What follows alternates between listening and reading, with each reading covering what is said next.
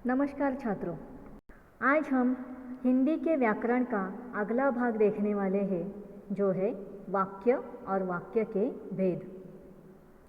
छात्रों, सबसे पहले हम देखेंगे वाक्य का मतलब क्या होता है। शब्दों के मेल से वाक्य बनता है, परंतु वाक्य में प्रयुक्त शब्दों का एक व्यवस्थित क्रम तथा निश्चित अर्थ होता है। अव्यवस्थित शब्दों के क्रम को हम वाक्य नहीं कह सकते। मतलब शब्दों के एक सार्थक समूह को ही वाक्य कहते हैं। सार्थक का मतलब होता है अर्थ रखने वाला, यानी शब्दों का ऐसा समूह जिससे कोई अर्थ निकल रहा हो, वह वाक्य कहलाता है। उदाहरण, आकाश भागता रहता है, श्याम पढ़ाई करता है। इन दोनों को हम वाक्य कह सकते हैं क्योंकि इनमें शब्दों का समूह है और ये शब्द व्यवस्थित क्रम में आए हैं। उनसे हमें निश्चित अर्थ का पता चलता है, इसीलिए ये वाक्य कहलाते हैं। छात्रों, अब हम देखेंगे वाक्य के अंग।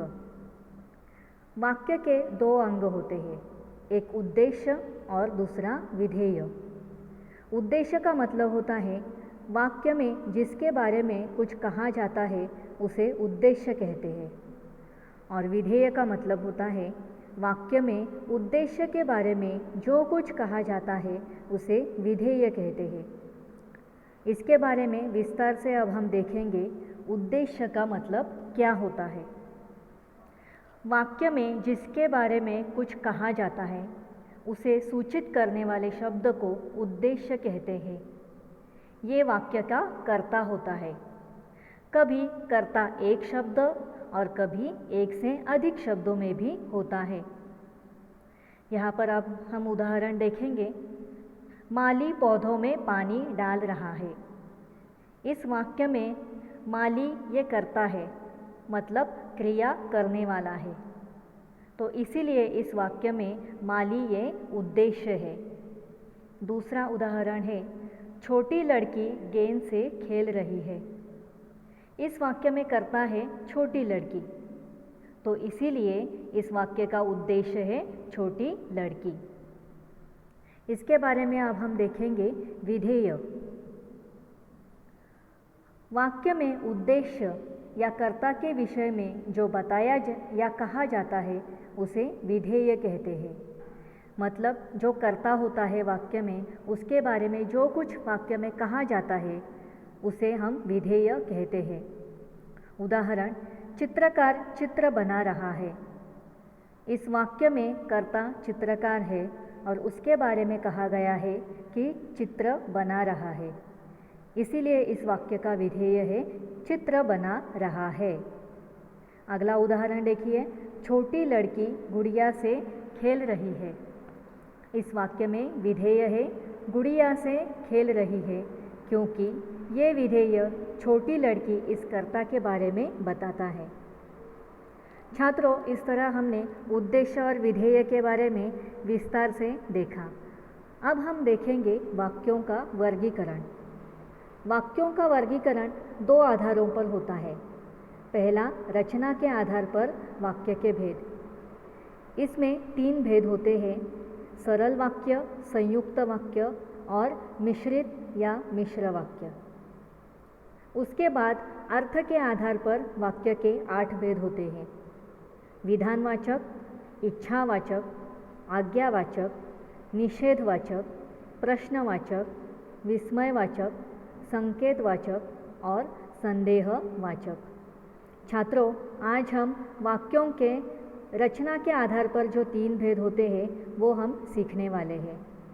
ये 3 भेद होते हैं साधारण वाक्य या सरल वाक्य, मिश्रित वाक्य और संयुक्त वाक्य। अब हम देखेंगे सरल वाक्य। सरल वाक्य किसे कहते हैं? जिन वाक्यों में केवल एक ही उद्देश्य और एक ही विधेय होता है उन्हें सरल वाक्य या साधारण वाक्य कहते हैं। इन वाक्यों में एक ही क्रिया होती है। छात्रों, हमने इससे पहले वाक्य के अंग उद्देश्य और विधेय देखे।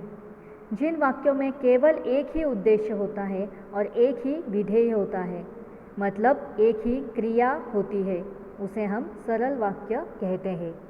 उदाहरण, मुकेश पढ़ता है, राकेश ने भोजन किया। इन दोनों वाक्यों में केवल एक ही क्रिया है, एक ही उद्देश्य है और एक ही विधेय है। इसके बाद हम दूसरा प्रकार देखेंगे वाक्य का, मिश्र वाक्य। जिन वाक्यों में एक मुख्य या प्रधान वाक्य हो और अन्य आश्रित उपवाक्य हो, उन्हें मिश्रित वाक्य कहते हैं। इनमें एक मुख्य उद्देश्य और मुख्य विधेय के अलावा एक से अधिक क्रियाएं होती है। मिश्रित वाक्य में जो गौण वाक्य होता है या जो आश्रित वाक्य होता है, वो मुख्य वाक्य के बिना अपना पूर्ण अर्थ प्रकट नहीं कर सकता।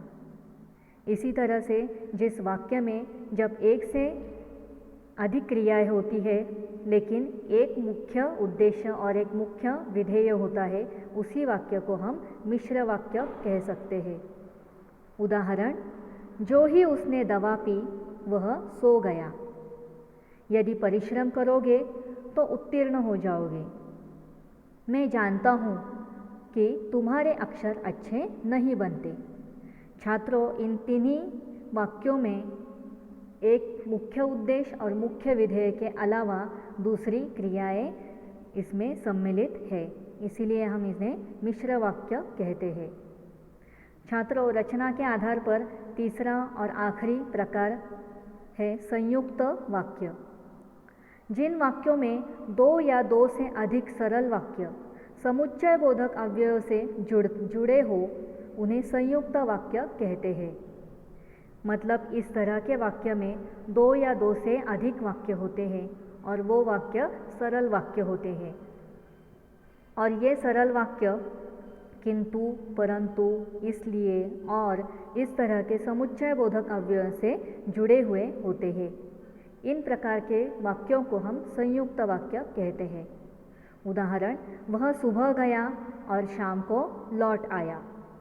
मुकेश बोलो पर असत्य नहीं। इन दोनों वाक्यों में दो सरल वाक्य समुच्चय बोधक अव्यय से जुड़े हैं, इसलिए ये संयुक्त वाक्य है। छात्रों, अर्थ के अनुसार वाक्यों के 8 भेद होते हैं। विधानवाचक वाक्य, निषेधवाचक वाक्य, प्रश्नवाचक वाक्य, इच्छावाचक वाक्य, आज्ञावाचक, संदेहवाचक, विस्मयादिबोधक और संकेतवाचक वाक्य। अब हम अर्थ के अनुसार वाक्य का पहला प्रकार देखेंगे, विधानवाचक वाक्य। जिस वाक्य में किसी बात या कार्य के होने या करने का सामान्य कथन हो, उसे विधानवाचक वाक्य कहते हैं। इस तरह के वाक्यों में कोई सीधा साधा विधान होता है जो सरल ढंग से किया जाता है। ऐसे वाक्यों में कभी न, नहीं, मत इस तरह के निषेध दिखाने वाले शब्द नहीं होते। उदाहरण देखिए, अक्षत विद्यालय जा रहा है, आकाश में पक्षी उड़ रहे हैं। ये दोनों वाक्य एक सामान्य कथन है और इनमें न, नहीं, मत इन जैसे शब्दों का प्रयोग नहीं है, इसीलिए इन्हें विधानवाचक वाक्य कहा जाता है। अगला भेद है निषेधवाचक वाक्य।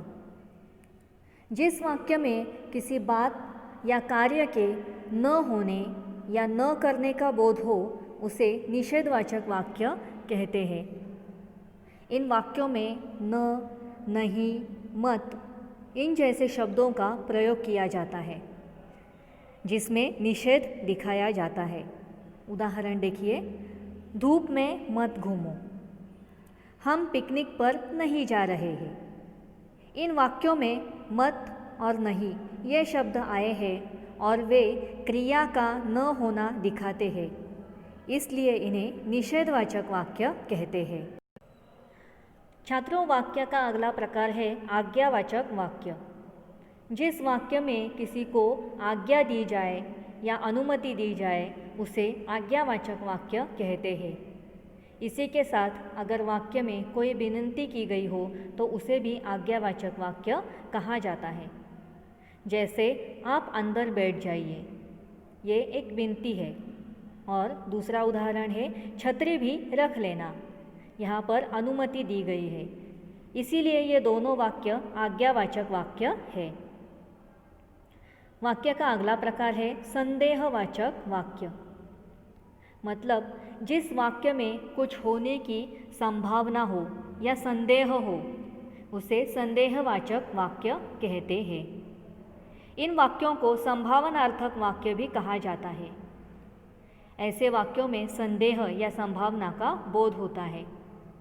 जैसे लगता है आज बारिश होगी, वे घर पहुंच गए होंगे। इन दोनों वाक्यों में कोई संभावना प्रकट की गई है, इसलिए ये संभावनार्थक वाक्य या संदेहवाचक वाक्य है।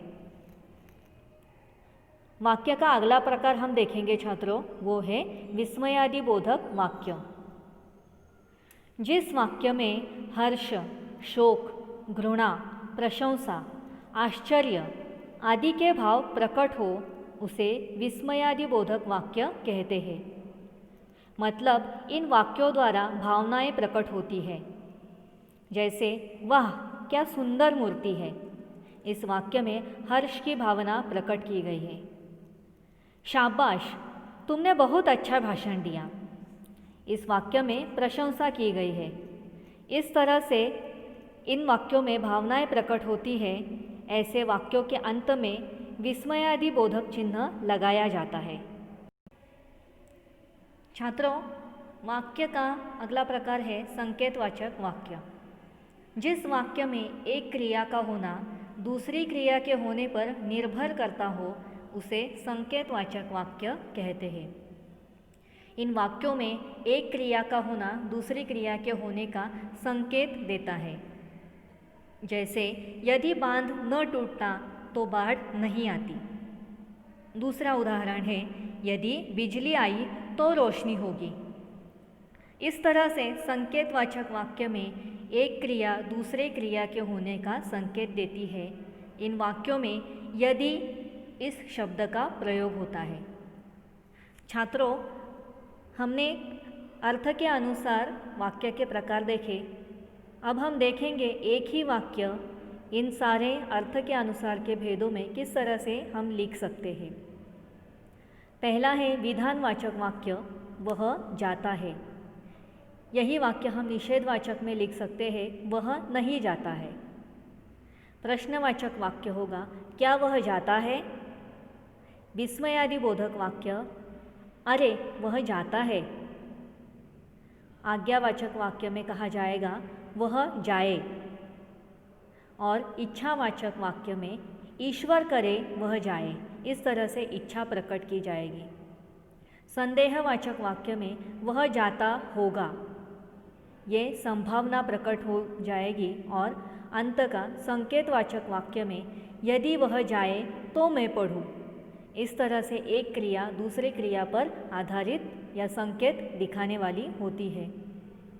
इस तरह से हमने छात्रों देखा कि एक ही क्रिया का वाक्य हम इन 8 प्रकारों में किस तरह से लिख सकते हैं।